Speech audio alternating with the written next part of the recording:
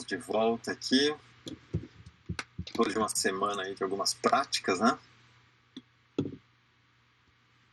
Agora, hoje eu vou conversar com você sobre um outro tema que ele entraria naquela aula de interação 3D que a gente já fez, ou na de realidade virtual, mas eu deixei separado para a gente falar um pouquinho melhor, já que as aulas são à distância e é ruim que elas sejam muito longas, elas já têm sido.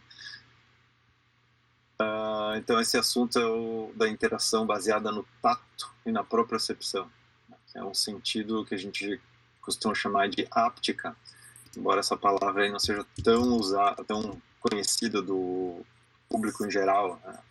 Mesmo os estudantes em geral de computação não conhecem a palavra até terem uma aula dessas, certo? Antes de entrar aqui no assunto, só queria informar que eu coloquei, talvez vocês tenham visto no Moodle já os slides e alguns vídeos, porque eu costumo mostrar os vídeos na aula e no Uniconf não é muito legal de mostrar vídeo. Então eu coloquei links ali. Vocês vão ver muitos trabalhos da nossa pesquisa nessa área. A gente tem uma boa quantidade aí de trabalhos interessantes em áptica, publicados em revistas e conferências importantes. Eu orientei uma tese de doutorado nessa área e alguns mestrados também. Trabalhei com áptica antes, desde o tempo do meu doutorado, em pós-doc, então uma área que dá para ficar aqui falando o dia inteiro. Eu escolhi algumas coisinhas para mostrar aqui para vocês. Tá, isso é importante na interação, vem como um terceiro sentido. Em todas as interfaces, o primeiro, sempre vou exagerar, né, mas é muito dominante o visual. Eu vou mostrar depois ali o cérebro, né, onde é que ele processa as informações. Vocês vão ver que o visual, quer dizer, vocês não vão ver muito, mas eu vou dizer para vocês, o visual é no sentido que tem uma grande parte do córtex que processa ele, depois a gente tem o auditivo, né, que serve geralmente para apontar os olhos, a gente diz. A gente ouve um som e olha para lá para ver o que está acontecendo. Então, o som é importante nisso também. E o tato, ou a propriocepção, daqui a pouco eu vou diferenciar os conceitos, eles envolvem então é o terceiro sentido mais usado em sistemas de computação. É muito importante para o ser humano a comunicação tátil, comunicação proprioceptiva, saber onde é que está o corpo e o que eu estou tocando e as características do que eu estou tocando, se um objeto é áspero, liso, molhado, seco, tudo isso é importante para o humano. E é sobre isso que nós vamos falar, então. Uma característica fundamental que esse tipo de interação tem, ao contrário das outras, é que a pessoa só sente alguma coisa se ela fizer uma ação ativa de colocar a mão na coisa, por exemplo, ou encostar o corpo, né? Qualquer parte do corpo, mas tipicamente a gente usa as mãos, e também vou mostrar por que a gente usa as mãos. Mas então a gente chama de uma modalidade de interação que é de duas mãos, né? A gente tem que fazer a ação e a gente escolhe aonde vai posicionar, por exemplo, a mão, o dedo para sentir as coisas. E se a gente pressionar mais forte, vai sentir diferente. Tem essas características. Então, só antes de entrar aqui no assunto, uma última coisa, vocês têm alguma dúvida que gostariam de tirar sobre as últimas aulas, sobre o trabalho? Vocês gostariam de perguntar agora?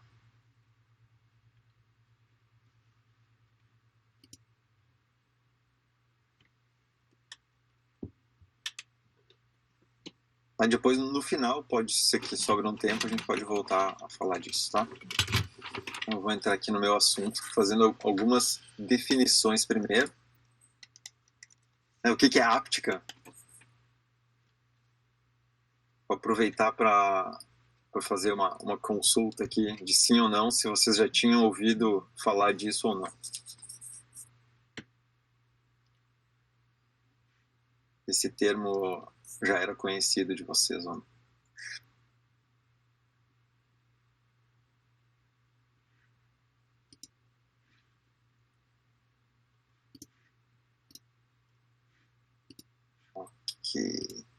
Então, como eu imaginava, aqui não foram todos que responderam, mas dá para ver que a grande maioria não conhecia, como eu tinha imaginado.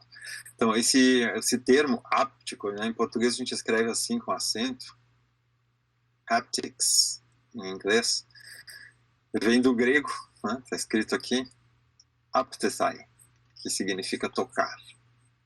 E daí, como muitas das palavras aí na ciência, vêm das línguas clássicas, né? E então esse termo é usado para tudo que é relacionado ao sentido do tato e se tornou importante no século XX, principalmente para o estudo do toque ativo em psicologia. Toda a importância que tem essa questão do toque em psicologia. E aí, isso que a gente vai ver daqui a pouco se chama áptica humana, né? O estudo da áptica humana, como é que funciona na neurociência, como é que o cérebro processa essas informações, etc. Então, depois dos anos 90 para cá, cresceu um pouco a área de influência dessa ciência e áptica, e hoje em dia está muito ligado à aquisição de informação e à manipulação de objetos pelo toque. E não só pelos humanos, também por máquinas. Máquinas em ambientes reais, por exemplo, como robôs. O robô, quando ele vai interagir com objetos, ele precisa sentir os objetos também. Então existe essa áptica das máquinas. E claro que tudo isso a gente pode simular num ambiente virtual. E assim como em alguns ambientes virtuais a gente pode simular visão e audição, a gente pode simular o estímulo tátil áptico proprioceptivo, certo? É muito importante para ambientes teleoperados. Imaginem que eu estou controlando um sistema à distância, né, um robô, por exemplo. E aí eu estou movendo o braço do robô e o braço do robô toca num objeto real. Seria interessante eu poder sentir esse toque. Eu não tenho que ver e interpretar quem gostou ou não, porque às vezes não é assim que a gente funciona no mundo real, né? A gente toca nos objetos aqui em volta sem precisar olhar, né? Eu sei onde é que está minha mão, eu sei onde é que está o meu pé. Então é um sentido que amplia aquele modelo mental que a gente cria de um ambiente, sentindo onde eu estou tocando. É muito, às vezes, tão intuitivo que a gente não dá importância, mas se está caminhando num chão liso, num cascalho, na terra, né, isso dá uma informação também para a gente, que o músculo se adapta para ficar na trilha, por exemplo, para não cair, para não escorregar. Tem uma série de influências de áptica e se tornaram importantes na computação justamente por causa dessas questões aí de enriquecer a experiência do usuário a interagir com os dados. É um sentido a mais, afinal, o que para nós é bem natural. Certo? Se ficar alguma dúvida, vocês me interrompam. Bom, então, a gente organiza os tipos de informação áptica. Eu já falei aqui de duas coisas, né? Eu falei tátil e proprioceptivo, então são dois tipos bem distintos. A informação tátil é essa que a gente percebe com... Enfim, o corpo é cheio de sensores, né? E nem pensa neles, mas agora vamos pensar um pouco. Na pele tem uma meia dúzia de sensores diferentes que permitem sentir o contato, a pressão, vibrações, calor, as mais diversas características dos objetos. Então, a informação tátil vem daí. A pele é capaz de sentir a variação. Nossa, tem uns caracteres estranhos, né? Espacial com C cedilha apareceu aqui no meu slide. Não sei como foi isso. Mas a variação espacial e temporal, porque eu posso mover a mão mais para um lado ou para o outro, então sentir conforme a localização no espaço e também no tempo, as coisas que mudam de de característica, né? Na região do contato. Então aí é que a gente consegue perceber coisas como fricção, o atrito com a superfície, a textura, às vezes detalhes de pequenas formas que a gente usa para tomar decisões sem nem se dar conta muitas vezes. Se é mais macio, mais duro, é uma superfície que aceita ser deformada, outra que não aceita, ou o tipo de material até que troca calor mais rápido, por exemplo, um metal, né? A gente sente ele mais frio do que se for madeira, por exemplo. Esse é o tipo da informação tátil, ela é sentida por sensores que estão na pele. E depois, dentro de áptica, nós temos todo um outro conjunto de informações que a gente chama de sinestésica,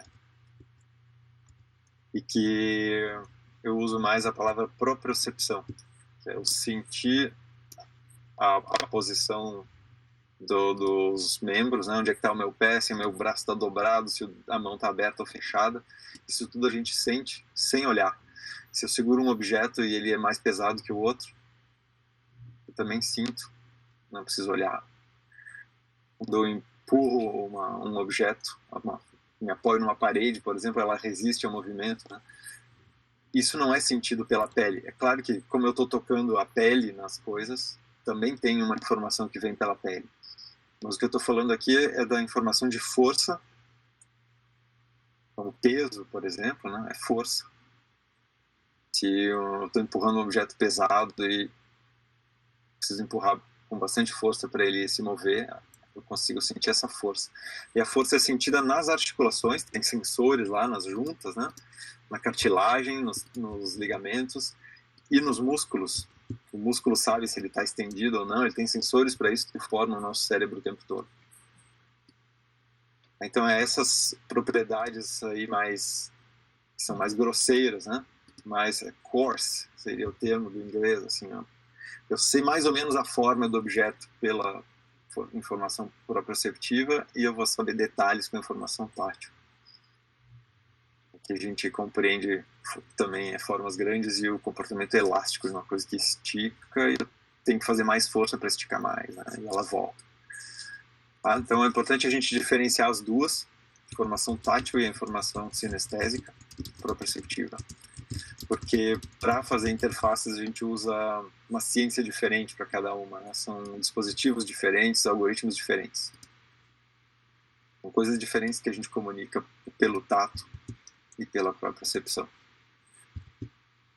É muito provável que a maioria de vocês já usou alguma interface tátil, certo? Algumas são passivas, outras são ativas. Então, esses motores de vibração que a gente tem no celular, e alguns controles de jogo também, né, que vibra o joystick, o gamepad, essa é uma informação tátil. Quando a gente tem, por exemplo, nos botões do elevador, aquelas bolinhas de braille, né, para entender os números, ou simplesmente quando a gente usa um teclado e eu consigo digitar sem olhar para as teclas, eu estou sentindo as teclas, né? Estou falando de informação tátil. Agora, num sistema computacional, a informação de propriocepção é uma coisa que a maioria das pessoas não experimentou. Não existem sistemas para o grande público que façam isso, mas existem muitos sistemas para casos específicos, a gente vai ver daqui a pouco. Então, a gente distingue mais na prática isso, né? Os dispositivos de retorno de força, vocês vão ouvir force feedback, retorno de força, e os de retorno tátil. É o retorno vibrotátil, muitas vezes. Bom, então, também visto agora que a gente tem dois tipos de áptica, se divide em duas partes, né?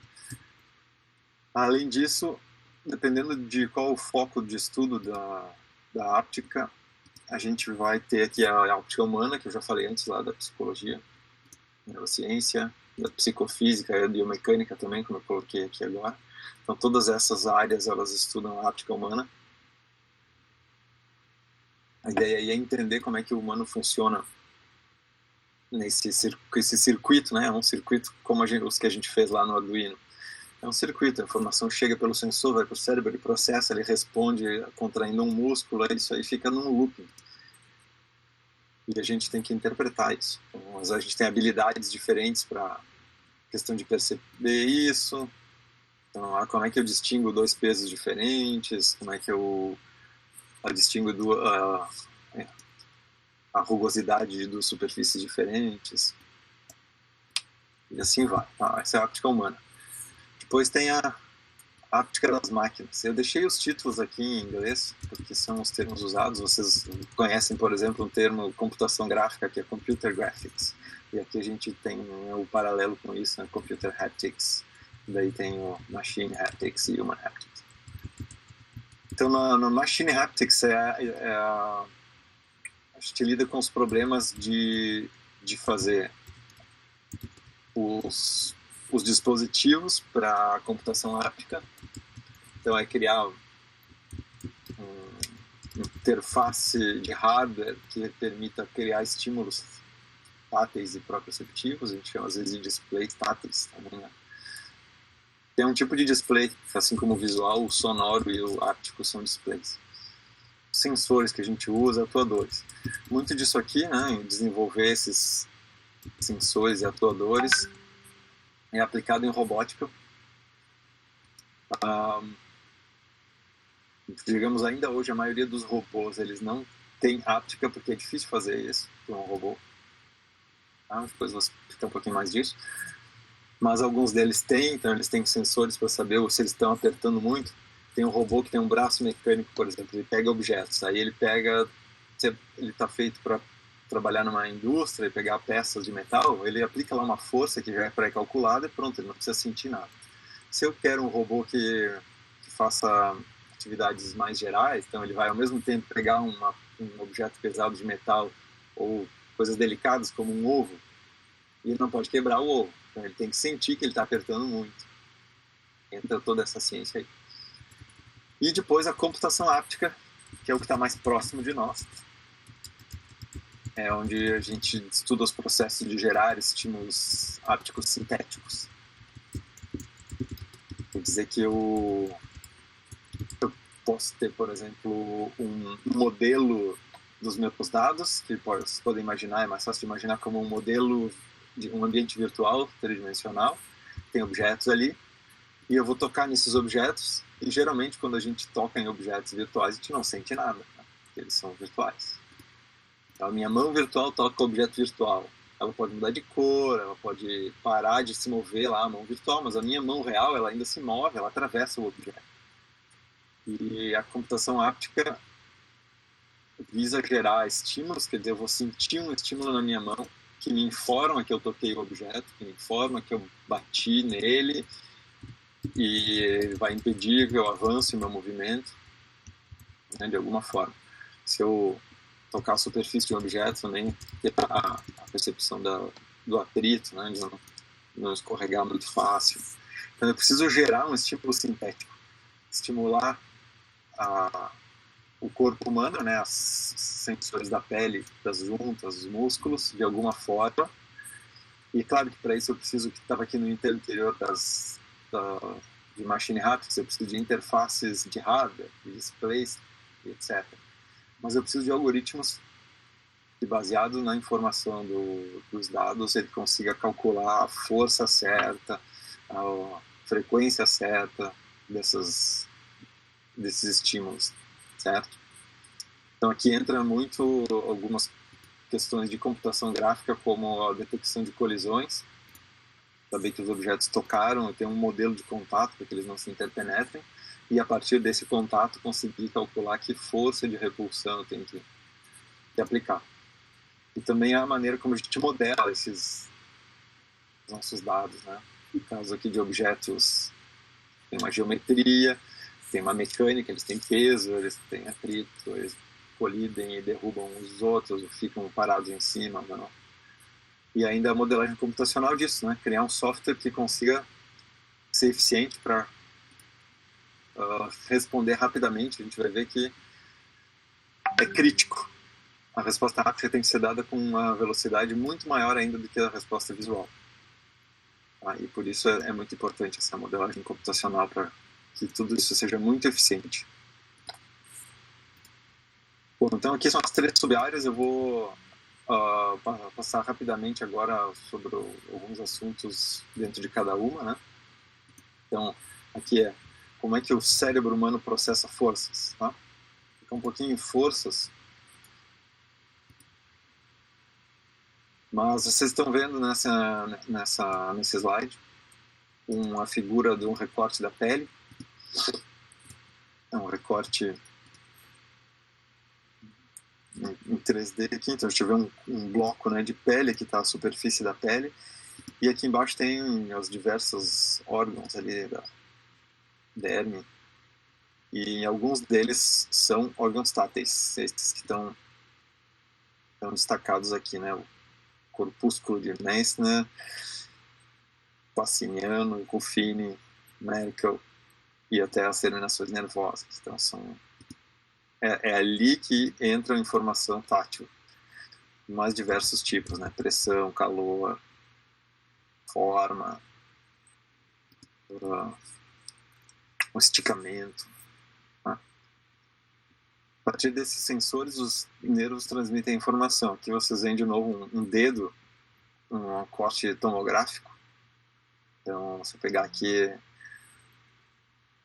os 3 de cima é o mesmo tipo de corte, né, axial no dedo, no eixo do osso. Então aqui está o osso, que é a parte de baixo do dedo, aqui em cima estaria a unha. E vocês veem aqui ele relaxado, normal. E aqui quando ele toca uma superfície plana ou uma superfície pontuda, essas deformações causadas na pele são processadas, são adquiridas e processadas por aqueles sensores que a gente viu agora, e elas são combinadas no cérebro para dar a ideia de que superfície a gente está tocando. Né? Então aqui embaixo no corte lateral, superfície plana, aqui uma superfície arredondada, e aqui uma superfície chata, né? Plana.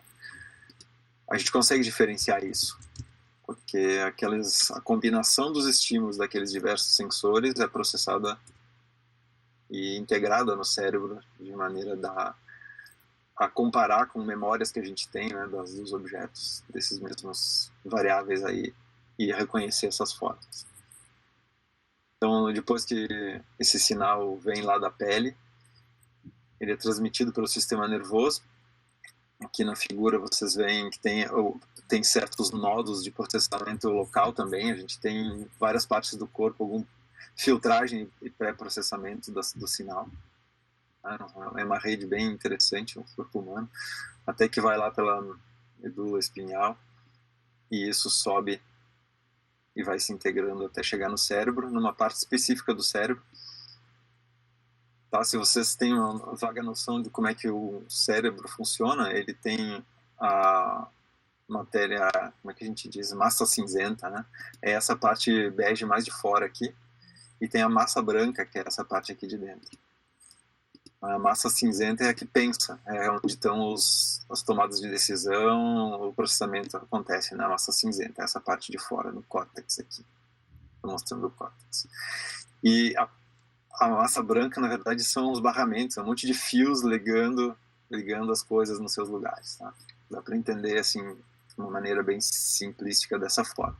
Então tem uma parte do cérebro, mais ou menos aqui nesse corte, que vocês veem aqui nessa projeção 3D, que se chama córtex somatosensorial.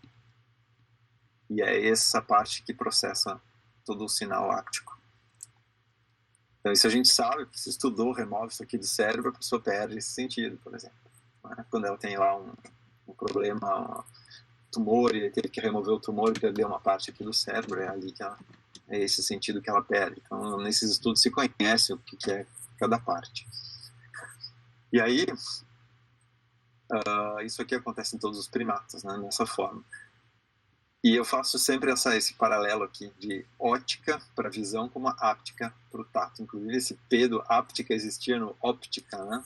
Já caiu nas reformas da língua. Eu acho que isso aqui é a tendência, a gente tirar esse P aqui também e ficar ática. Tá?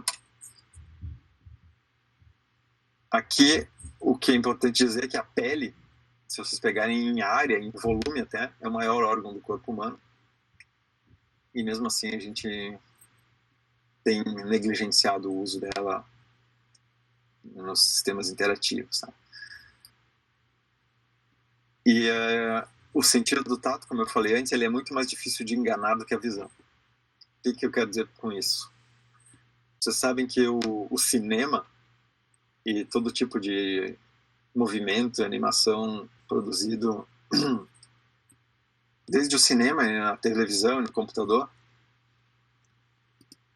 eles são uma série de imagens paradas, na verdade, né? Nada se mexe ali, são imagens paradas que são mostradas uma na sequência da outra. Então o cérebro tem um fenômeno da persistência da visão, quer dizer, quando vem uma nova imagem, ele ainda está com a anterior na memória, e essa primeira ela se funde com a outra. Então não tem um espaço preto entre as duas. Isso faz com que a gente interpole entre as duas e dê a impressão de que as coisas estão se movendo. Então é uma ilusão que o cérebro cria, né? Então a gente está enganando o sistema da visão usando esses frames estáticos repetidos rapidamente. Então no cinema é 24 vezes por segundo. A maioria dos sistemas de televisão era até 30 vezes. Se não me engano, os videocassetes eram 33 vezes, algo assim. E nos jogos a gente costuma usar 60 ou 90 Hz hoje em dia, né? Que é a frequência de atualização para ter um movimento muito fluido, mesmo com cenas de ação. Agora, o tato não é assim. Se eu quiser dar um estímulo tátil e eu atualizar ele numa frequência como a da televisão, digamos 60 ou 90 vezes por segundo, ele consegue perceber que elas estão mudando e vai perceber como uma vibração. Ele é muito sensível nesse ponto. Aparentemente, a área do cérebro aqui do córtex somatosensorial, ela se foca. Por exemplo, se eu estiver tocando muitas coisas, eu não vou conseguir processar bem todas elas.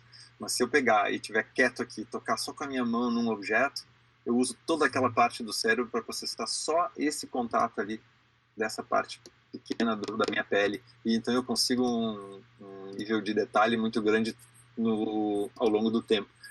Isso quer dizer que se eu quiser enganar e produzir uma resposta tátil que muda, né, dinâmica, por exemplo, se eu tocar um objeto deformável, apalpar uma coisa macia, eu ficar mudando essa força que eu estou dando até 100, 200 vezes por segundo, eu vou conseguir sentir vibrações, então é desagradável. Mas se eu conseguir fazer isso até perto de 1000 vezes por segundo, então 1 kHz, 1000 vezes por segundo, aí eu consigo enganar o cérebro. Eu sei que eu estou botando quadros parados a posições levemente diferentes, mas numa frequência tão alta que daí mesmo o córtex somatosensorial não é capaz de identificar e eu tenho respostas suaves. Tá? Então é isso, a gente precisa atingir 1000 Hz, dependendo, né, do caso, pode conseguir com 700, 800. Mas o padrão ouro aí é 1000 Hz, enquanto que a visão com 60 eu já não consigo distinguir nada. Aqui eu tenho um outro corte do córtex somatosensorial, né, um corte que a gente vê aquela parte ali nesse plano de corte, e vocês veem marcado por cor aqui indicados as partes que estão focadas em cada parte do corpo. Certo? Então eu tenho toda essa parte verde aqui, corresponde a essa parte verde aqui do homúnculos, que é esse bonequinho com proporções estranhas, que na verdade a proporção de cada parte do corpo corresponde ao quanto do córtex somatosensorial é dedicado a ela.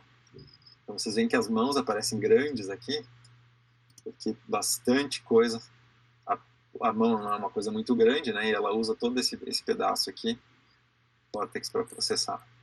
Já o corpo inteiro, o resto, o tronco, as pernas, os pés, tudo usa essa parte aqui, que é mais ou menos do mesmo tamanho. Então dá essas proporções aí. Tá? Essa é uma versão 3D do homúnculos. Né? Vocês veem o tamanho das mãos, os lábios, principalmente o lábio inferior aqui, nesse caso. Esse aqui parece um pouco diferente, né? Enfim, essas coisas são dinâmicas. Vocês vão estudando as orelhas, são bastante sensíveis também. Os braços aqui bem pouco. Então é claro que se eu for fazer um sistema áptico agora, uma interface que use áptica, eu vou priorizar essas partes aí, as mãos, né? É a tendência natural. Mas não posso esquecer que eu tenho outras partes que também podem receber certos estímulos mais simples com boa confiança. Certo? Então, essa é só uma introdução leve para vocês terem uma noção de como é que funciona esse sistema e fica mais fácil de entender a computação áptica agora. Que é o que nos interessa mais, é como é que o computador renderiza, né? Como é que ele entrega essas forças, e não só forças, como eu disse antes, também tem outros parâmetros, mas uma boa parte aqui é focada em força. Eu separo a parte de força da parte tática. E esse aqui é o loop. Isso aqui é uma figura antiga já do MIT Touch Lab. Nos anos 90 foi que começou a se desenvolver a computação áptica. E aí eles pegaram aqui o loop somatosensorial do humano, que é o que a gente viu agora, né? O que acontece aqui? Eu tenho a mão, por exemplo, que percebe forças de contato pelos sensores. Essa informação táctil e sinestésica é enviada para o cérebro. O cérebro pega essas entradas, calcula saídas, que são comandos motores para os músculos. E aí os músculos fazem a mão mover. E esse loop continua, né? E a mão se move, ela sente outras coisas e vai fechando esse loop. E a gente fez um loop do lado da máquina da mesma forma. Criou lá um braço mecânico. Então aqui eu tenho o end effector, é sempre a última ponta do braço de um robô, né? É essa ponta aqui, que vai estar conectada lá ao humano de alguma forma. Nesse caso aqui está pegando um dedo. E aí eu tenho um sistema articulado que controla por motores, que a gente chama de atuadores, né? Eles são os que produzem força e fazem o papel de músculos. Mas também aqui eu tenho nessas juntas sensores, pelo menos sensores de ângulo, né? São encoders que me dão em que ângulos estão essas juntas, porque à medida que a mão do humano vai movendo aqui, ele vai mover o end effector e vai fazer essas juntas se moverem. Quando elas se moverem, eu vou perceber isso, então eu vou medir os ângulos com esses sensores. E com essa informação aí de posição, ela alimenta o meu sistema, onde eu tenho, por exemplo, modelos de realidade virtual dentro do computador. Tá? Podem não ser de realidade virtual, tem outras coisas que dá para fazer, mas é um exemplo fácil de entender. Então eu tenho o que aqui? Objetos virtuais, malhas de polígonos que eu vou tocar com a minha mão. Por exemplo, um cubo que eu vou tocar.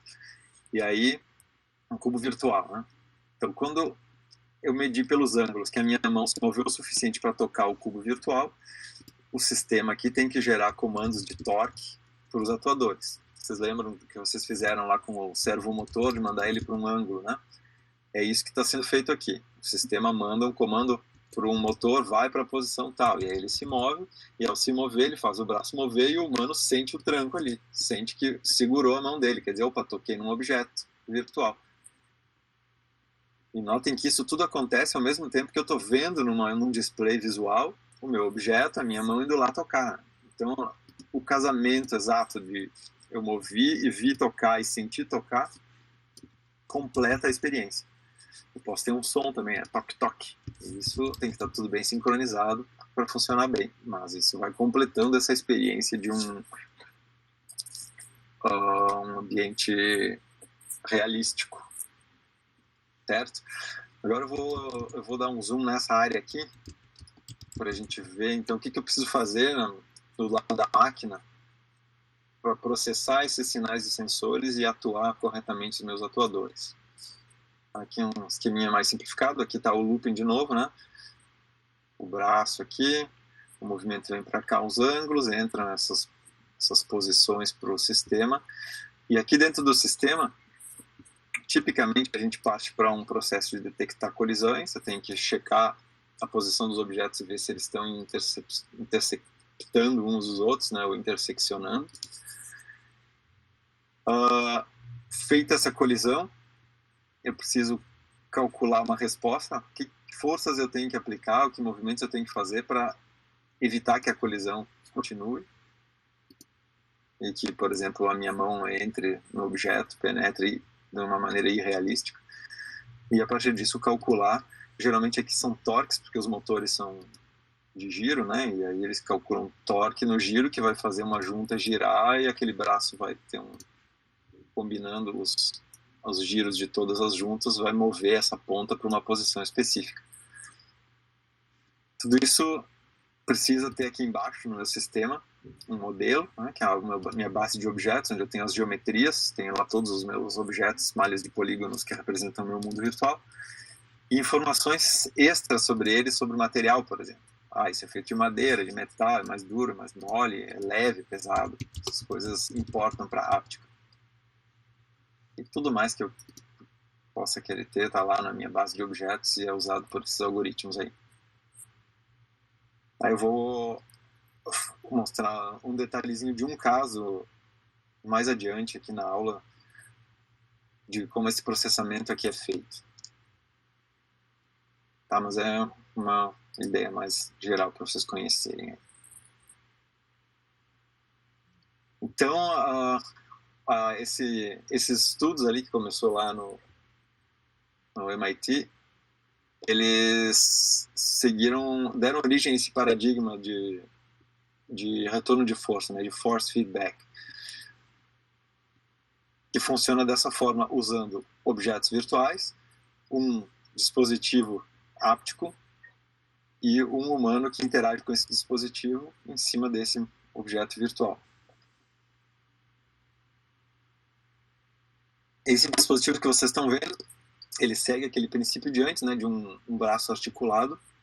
Nas diferentes articulações tem sensores que sabem quantos graus aquilo ali girou, e ele tem motores que também conseguem fazer mover esse braço para onde ele quiser. É uma espécie de robô. Aí a primeira abordagem é a de point-based. Como é que é point-based? Esse ponto aqui, isso aqui a gente chama de stylus, né? É uma canetinha que o usuário segura na mão, e tudo se refere a um ponto aqui assim. Esse é o ponto que o usuário controla. O giro, né? São 6 graus de liberdade, então se eu pegar aqui minha caneta, eu posso girar nos eixos todos, né? Esses 3 eixos, e posso mover ela nas 3 direções. Então, são 6 graus de liberdade de entrada que eu dou para o sistema. 6 variáveis ali, né? As 3 translações e as 3 rotações. E quer dizer que eu vou mover aquele ponto para posições no espaço e a orientação dele também. Mas no point-based a gente só usa as 3 posições. E aí eu verifico se aquela posição entrou dentro do volume de algum objeto virtual, nesse caso aqui tem um teapot, para dar o exemplo. Se entrou lá, ele vai calcular uma força de retorno, que é um eixo, né, um vetor, só um vetor numa direção com uma intensidade.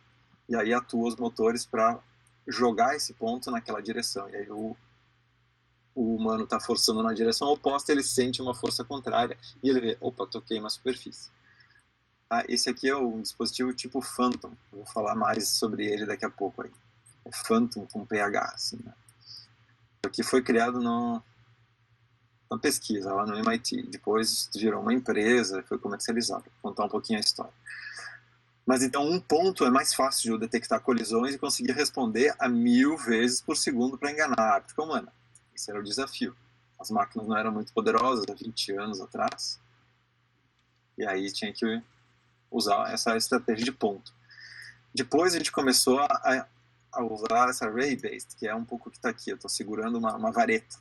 Eu tenho 2 dimensões agora. Então a minha stylus aqui ela passa a ser um objeto como uma caneta mesmo. E aí agora a minha caneta, vocês veem aqui no vídeo, não é só um ponto tocando, eu posso tocar ela de lado, assim.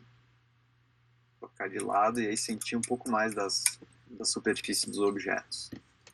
Isso é um pouco mais difícil de fazer porque essas colisões são mais complexas e a mudança, quando eu giro a minha caneta aqui assim, né, ela muda muito rapidamente o tipo da força que está sendo produzida, de modo que eu tenho que ter uma resposta mais perto mesmo dos 1000 Hz para poder enganar a áptica humana. E o ideal é quando eu tenho baseado em geometria. Agora eu tenho, por exemplo, uma mão inteira e a mão toca no objeto ali no teapot e eu vou sentir todos os detalhes da superfície. De uma geometria completa. Ou se eu estiver movendo um objeto com a minha mão, movendo um cilindro, esse cilindro toca numa parede e eu vou sentir todos os toques, a resposta certa. Então fica mais complexo ainda de eu chegar nos 1000 Hz. Esse é todo o desafio com áptica e é provavelmente a explicação porque a gente não tem ainda muitos amplamente difundidos esses dispositivos aí. Então, dentro desse paradigma foi que se desenvolveram os primeiros dispositivos. Olha, em 89, a gente tinha esse dispositivo de uma dimensão só. Na verdade, eram dois... Vou ver se eu dou um zoom aqui na imagem. Vocês veem aqui, né, uma pessoa com a pinça, com os dedos. Ele vai fazer mover aquelas duas barras, elas vão se aproximar ou se afastar. E se tiver um objeto virtual ali no meio, elas vão trancar na hora que os dedos chegam no objeto virtual. Então, foi a primeira coisa que se fez em áptica. É um linear grasper, eles chamavam. Um motorzão aqui para poder segurar com força. Nos 80, hein? Depois se passou a 2 dimensões. Aqui vocês veem um sistema articulado que a pessoa segura uma maçaneta, parece, né? Um objeto elipsoidal aqui. E ela consegue mover no plano da mesa. Então, mover assim no plano da mesa. E qualquer objeto virtual que tenha nesse plano, ela vai tocar. Então, imagine um labirinto, né, em cima da mesa. E eu estou com a minha mão dentro do labirinto, ela bate nas paredes e eu consigo achar o caminho dentro do labirinto. Isso é o anar. Aí tive algumas coisas que eram específicas. Por exemplo, esse aqui simulava uma screwdriver, é uma coisa de parafusar, uma chave de fenda. A gente vai girando e o motor aqui vai causando mais resistência à medida que o parafuso está mais apertado. E aí você chegou a uma coisa quase móvel, né? Esse dispositivo que eu seguro na mão e eu posso mover a minha mão para onde eu quiser. E se eu fechar a mão, ele vai aproximar os dois lados e resistir à força quando precisar resistir. Então eu movo isso aí pelo espaço, fecho e abro a mão, ele não resiste nada. Quando eu movo para perto de um objeto que eu vou pegar, quando eu pegar o objeto ele resiste e eu sinto que peguei o objeto. Esse é o princípio.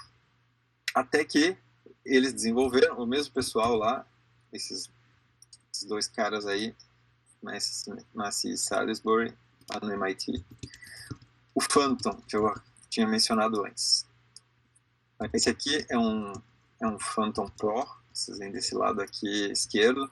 Ele tem toda essa caixa aqui eletrônica para processar coisas e é uma estrutura de alumínio com os sensores e os motores. A gente move ele pelo espaço e agora eu tenho liberdade no 3D, desde que eu tenha uma mesa e ele esteja em cima da mesa, eu consigo mover numa área e interagir, pegar, levantar, soltar objetos, sentir o peso deles, né, fazer diversas coisas com esse dispositivo aí. E do lado direito vocês veem a versão baixo custo desse dispositivo. Ele é até mais baratinho, né? Mas esse aqui do lado esquerdo custava em torno de $30 mil. Aí eu usei um desses quando eu estava no pós-doc nos Estados Unidos. Era lá pertinho da sede, né, da Sensible, que foi a empresa que o Massey e o Salisbury fundaram por aquele tempo, Sensible, para desenvolver esses dispositivos. E esse também é da mesma empresa, só que esse é o Phantom Omni. Ele faz a mesma coisa, mas a especificação é mais baixa, né? Menos força, o campo de atuação é menor, o tempo de respostas um pouquinho mais lento, é tudo menos precisão e tal. E aí ele custava em torno de $2.500, um preço de $1.000 para universidades. Tá? Se vocês terem uma ideia aí da faixa, isso aí pode variar, e ainda é assim hoje em dia. Tá? Esses aqui foram os primeiros em 93, o Omni, esse aqui já é dos anos 2005 para cima.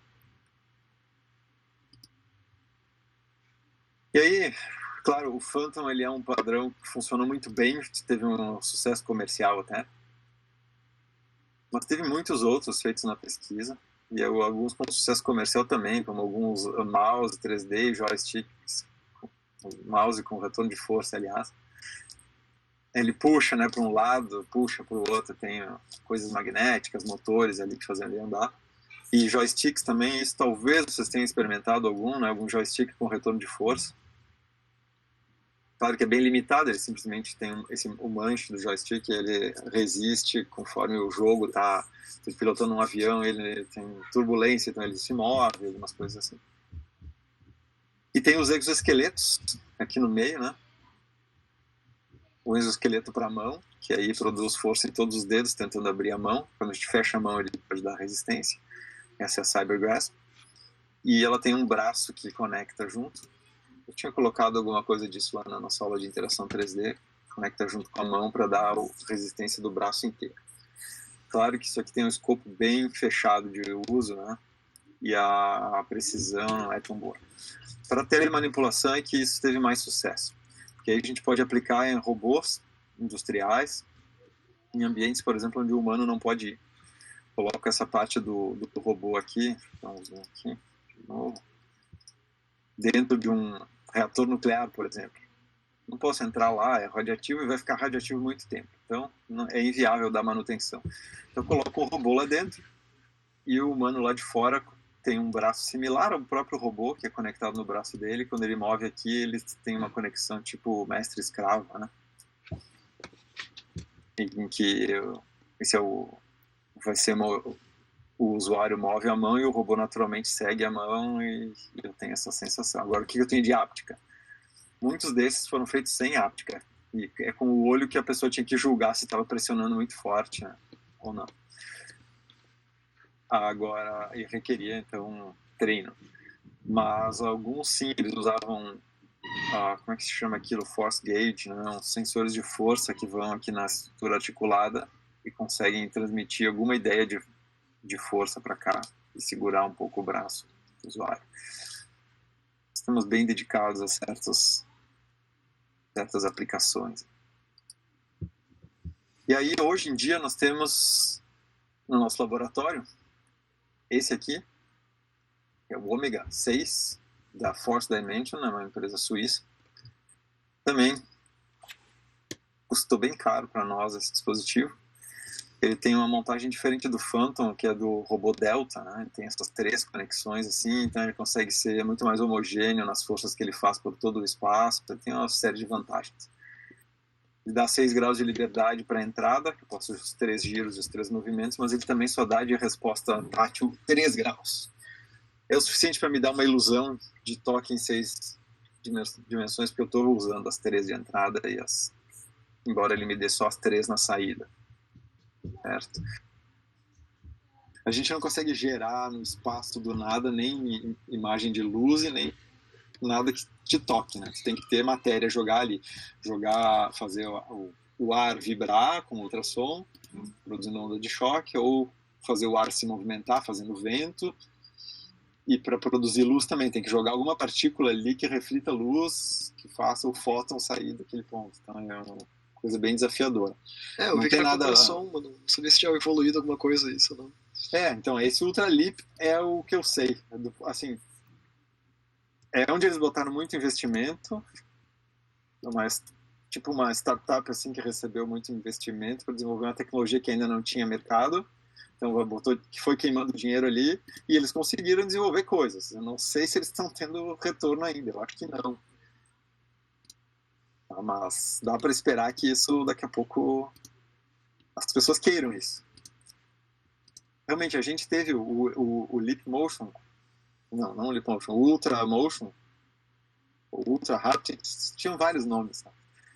A gente teve um no laboratório era assim, uma matriz de 40 por 40, não sei se vocês já viram esses atuadores de ultrassom, é um alto-falantezinho desse tamanho aqui, se vocês veem minha mão aí, tamanho de circunferência de uma canetinha mais grossa. Assim. E ele é um alto-falantezinho ultrassom. Coloca ele numa matriz, 40 por 40, não, era 10 por 10 que a gente tinha. 40 por 40 é o que eles queriam fazer, botando vários desses, 10 por 10, eram 100 atuadores. E a gente conseguia gerar 5 pontos de contato no ar, na área em cima dele. Vou achar uns vídeos para mostrar, botar lá no Moodle. Então esses são 5 pontos, quer dizer o quê? Que se tu colocar a mão em cima, tu tem 5 pontos, tu sente, tu move a mão assim, tu sente aqueles 5 pontos se moverem mais ou menos no mesmo plano e tu tem a ilusão de que tem um plano ali. Mas se tu for ver, na verdade, são só 5 pontos fazendo cóssex. Ele não tem tanta precisão. E se tu virar a mão assim de lado, de lado, tu não consegue estimular a palma aqui, tu só vai conseguir mais desse lado, porque as ondas estão vindo daqui. Certo? Então, é bem limitado. Mas algumas coisas dá para fazer. Vale aprofundar a pesquisa nisso aí, se você te interessou por isso. Ok? Podemos terminar, então, por hoje. Na quinta-feira nós não vamos ter aula, só lembrando, apesar de ser a distância, feriado é feriado. Vai que eu faço aula no feriado e depois eles dizem não pode contar essa aula, pronto, né? A gente perdeu. Até eu queria dar uma notícia para vocês, a Pró-Reitoria de Graduação escreveu um ofício ontem para o CEP, regulamentando como é que a aula emergencial remota vai ser. E não é oficial porque não foi votado ainda no CEP, mas as notícias são de que não vai ter muita discussão e que a coisa vai passar meio direto. Já foi bem discutido nos grupos de trabalho. Então a gente vai voltar com aulas para todo mundo na URGS remotamente em julho. Essa é a expectativa. Quer dizer que quem já está fazendo como nós vai contar todas essas aulas e vai continuar até acabar o semestre. O que provavelmente vai mudar para nós é que a gente não vai fazer avaliação presencial como eu tinha previsto e talvez vai fazer avaliação só remota, por exemplo, uma prova à distância ou um trabalho para fazer assim e entregar. Toda a avaliação vai ser remota. Mas de resto não muda muito para nós, para o pessoal nós tínhamos 2 turmas de HC, né? Então a outra turma que eu faria presencial não vai ser presencial, porque vai ser impossível, vai começar a ser remota em julho, né? Mais ou menos isso que vai acontecer. Essa é a informação que a gente recebeu ontem de noite, ainda é extraoficial, mas está assinada no SEI, ali no protocolo, pelo pró-reitor de graduação. Então foi realmente mandado para o CEP para deliberação. Em que eu souber mais, eu vou avisando vocês. Ok? Então, até semana que vem. Na semana que vem, vocês já apresentam os protótipos. Então, se nesse período, entre hoje e terça que vem, de uma semana, qualquer questão que vocês tiverem, problemas, dúvidas, me escrevam pelo Moodle, por e-mail. Certo? Aí eu posso tentar resolver, ajudar a resolver alguma coisa ou validar alguma coisa que vocês estejam fazendo. Se alguém está inseguro com alguma coisa, pode me escrever. Ok? Então, encerrando. Boa semana para vocês.